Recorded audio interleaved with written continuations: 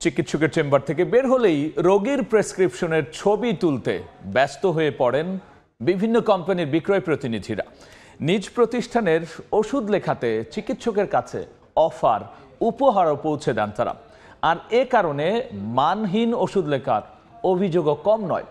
যদিও বাংলাদেশ ওষুধ শিল্প সমিতির দাবি, এ ধরনের কর্মকাণ্ড বন্ধে কঠোর অবস্থানে তারা।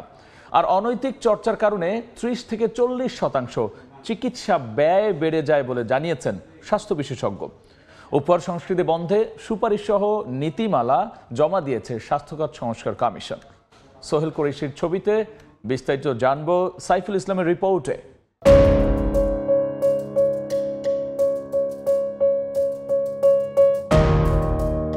এভাবেই সরকারি বেসরকারি হাসপাতাল ক্লিনিকে দেখা মেলে বিভিন্ন ওষুধ কোম্পানির বিক্রয় প্রতিনিধিদের, যাদের অন্যতম কাজ রোগীর ব্যক্তিগত তথ্য থাকা প্রেসক্রিপশনের ছবি তোলা। পেশেন্ট যারা, তাদের জন্য এটা বিব্রতকর। ডাক্তারের গিয়ে অনেক সময় এটা কনফিউজ করে যে স্যার এই ওষুধটা দিয়ে না। আমি অনেকটি দেখছি রোগী দেখাতে গেলে এরা 3-4 জন যায় ভিড় করে। ওই ক্ষেত্রে কি হয়, আমাদের রোগীটা সিরিয়ালটা পিছনে পড়ে যায়। কেউ আবার উপহার হাতে অপেক্ষায় থাকেন চিকিৎসকের চেম্বারে ঢোকার। কখনো সমন্বয়কারীর কাজ করেন চিকিৎসকের পিয়ন।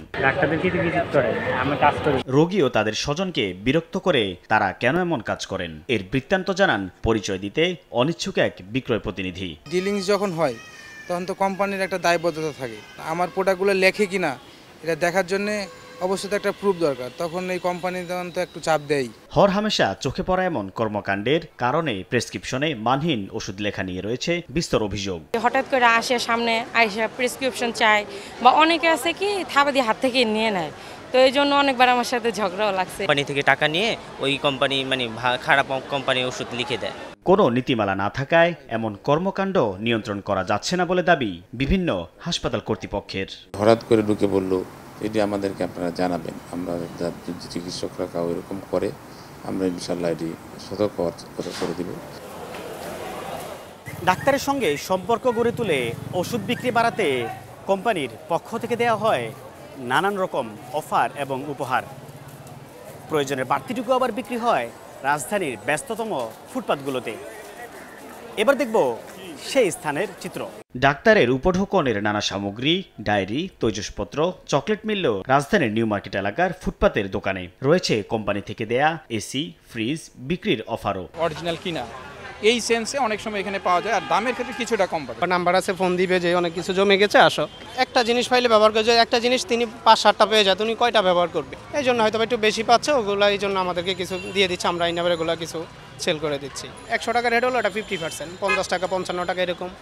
আমরা আবার 80%, 85% এরকম রেটে বিক্রি করি। ডাক্তারদের বাসায় গিয়ে মালগুলা কিনে নিয়ে আসে। স্বাস্থ্য বিশেষজ্ঞরা বলছেন, ওষুধ বিক্রি বাড়াতে এমন অনৈতিক চর্চায় 30 থেকে 40% বাড়ছে চিকিৎসা ব্যয়। এই যে অশুভ সম্পর্কটা তৈরি হয়েছে একদম ফার্মেসি থেকে প্রোভাইডার, এটা ধকলটা কিন্তু আমার গরিব জনগণের উপরেই সবচেয়ে বেশি যাচ্ছে। যারা বড় লোক তারা না হয় কিনতে অসুবিধা, তারা অনেক সময় এর থেকে মুক্তও থাকে, হ্যাঁ, বোঝেও তারা যে কোনটা নেব কোনটা নেব না। কিন্তু সাধারণ জনগণ যে প্রতারিত হচ্ছে, এই যে খরচগুলো যুক্ত হচ্ছে প্রত্যেকটার সাথে, আনএথিক্যাল যে সম্পর্কগুলো, এই খরচটা কিন্তু ওষুধের দামের সঙ্গে আসছে। এবং কোনো ক্ষেত্রে 30 থেকে 40% কিন্তু এই যে ওষুধের যে ব্যয়, সেই ব্যয়টা কিন্তু প্রমোশনে চলে যাচ্ছে। বাংলাদেশ ওষুধ শিল্প সমিতির দাবি, প্রেসক্রিপশনের ছবি তোলা সহ অনৈতিক চর্চার অভিযোগ পেলে নেওয়া হবে কঠোর ব্যবস্থা।